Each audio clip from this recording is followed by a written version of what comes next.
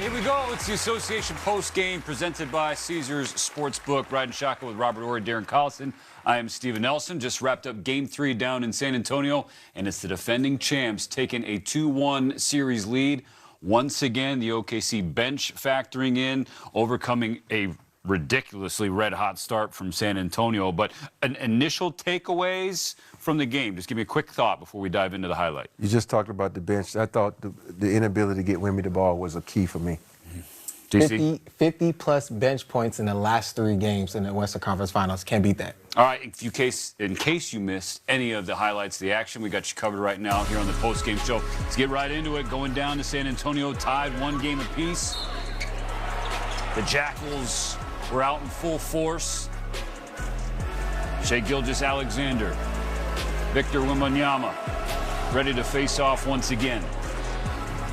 First quarter, Spurs out to the early lead. Wemby, step back, casual. I mean, I don't know what this is. He's 7'5". Guard at 7'5" is crazy. Moments later, far corner, back up top, Devin Vassell buries it. He played well. 15-0 run to start. San Antonio is going crazy. A few plays later, De'Aaron Fox in the lineup along with Dylan Harper. Ankle looks fine to me. 17-2, you think they got the game, right? Yeah. That's one thing about Rudy T says, never underestimate the heart of a champ. And the Thunder showed that. Jalen Williams showed off in the first half. 21 of their 26 first quarter points came from the bench. Yeah, At a 4-point game, Wemby trying to get some more breathing room. Yeah, Wemby's one of those players you just got to take wind of and notice where he is, not just for his teammates, but his opposing team, too. Shai Gilgeous-Alexander had no points in the first quarter. Then he got it rolling. Now it's tied at 39. Fade away. He's starting to get real comfortable now. That's he gets comfortable in that mid-range area, you can forget about it. That's a tough bucket. That space, when he creates that space, he's awesome. So now OKC up 5. Off with the balance. Woo! The Thunder up 7 at the half. Third quarter now up by 10. Chet Holmgren down low. Yeah, this is a great play to draw Wemby over. If you're able to do that, something good usually happens, and that was a dunk by Chet. How about the night Jared McCain had? Unbelievable. Unbelievable. Off the bench. And then flexed on. Yeah. Mike Tirico asked in the broadcast, how are they feeling in South Philly tonight? With Philly Sixers fans like, what? You bringing up old stuff? You got to be kicking yourself right now. You're a Philly fan. That's a good bucket from Vassell. A little over 3 left in the third. De'Aaron Fox. He had a little injury scare at some point in this game, but he was fighting through it. Yeah, right there is he just puts you on the skates, and I've never seen a guy hurt himself on his own move. Alex Caruso with the corner 3, daps up a fan. It's a 12-point lead for Oklahoma City, but here comes Wemby, and 1. First basket since the first quarter at that point. That was a shocker. McCain in the corner, knocks it down. A 15-point edge. A couple minutes later, Spurs trying to battle back once again. It seemed like every time they threw a punch to get a little bit of momentum, there was always an answer. Yeah, that's what championship teams do. Yeah, this is where McCain, think about it, he had 21 shots tonight. Him and Mr. Real J. Will. That's the real J. Will right there with 18. Those two deserve that celebration. So a 12-point lead, less than 4 to go. And Penny gets into the lane.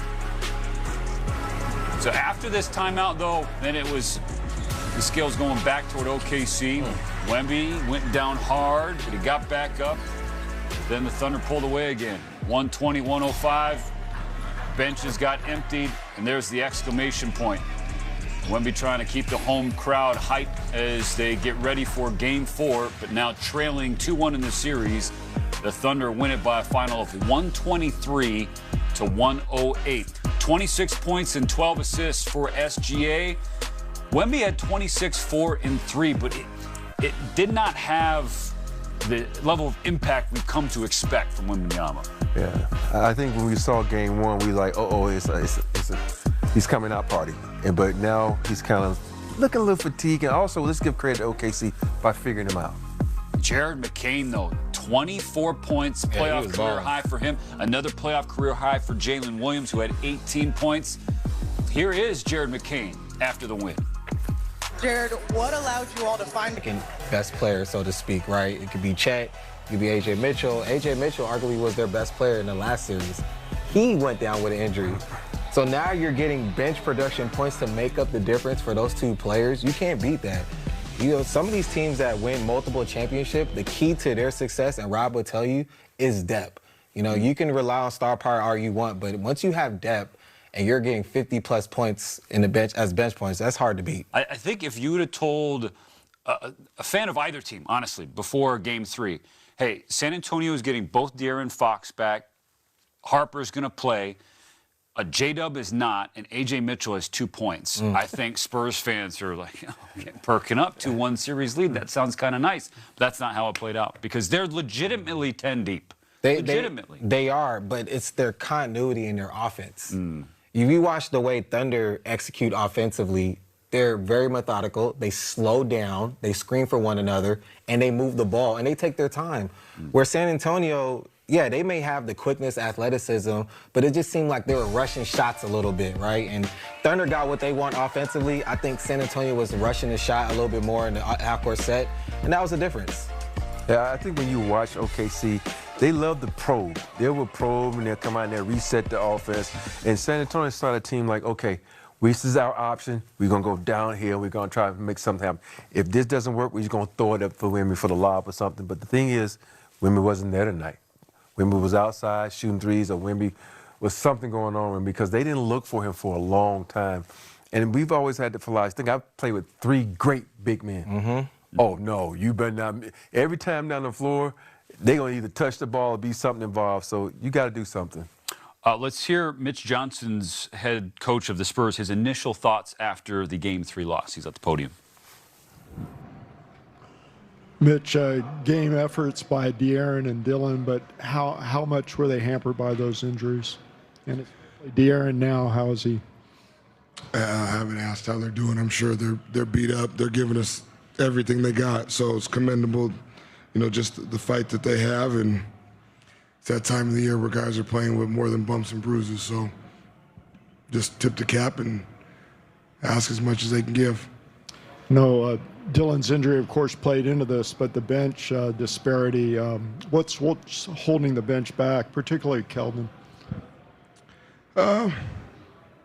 You know, I don't think one thing here or there. I think we were really sharp to start the game, and you know, obviously didn't sustain it, and that wasn't sustainable how we started. But I thought we played very fast, and I think that's something that tapered off as the game went along, and we have to find a way to do that. And part of that's on me to help the whole group, not just the bench, but to continue to play fast and get out and get some easy opportunities, and then obviously, thought we could have done a much better job of crashing the glass tonight, making more concerted effort. There's a lot of misses to go get, and we didn't get enough of them.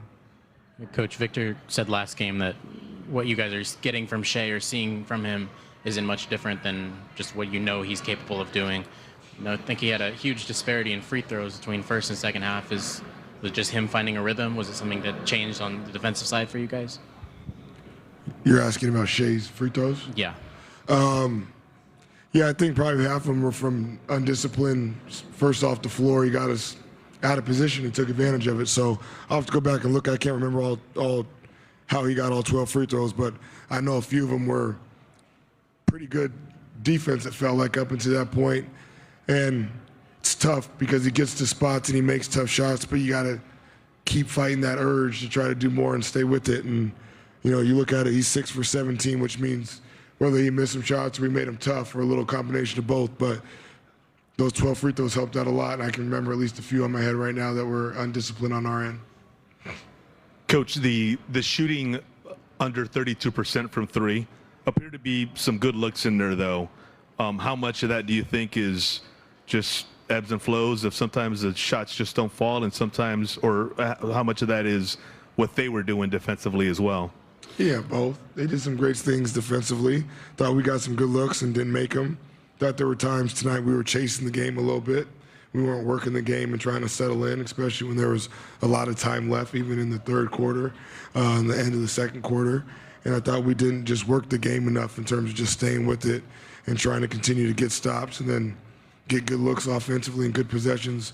Thought we got in a hurry a couple times and rushed ourselves, and that's what I meant by, we didn't play fast enough, but then at the same time we were rushed. And so I got to make sure I help them more Sunday to try to get into a good place with that. Mitch, what do you think the Thunder defense to kind of disconnect the guard play from getting the ball into Victor in the post consistently?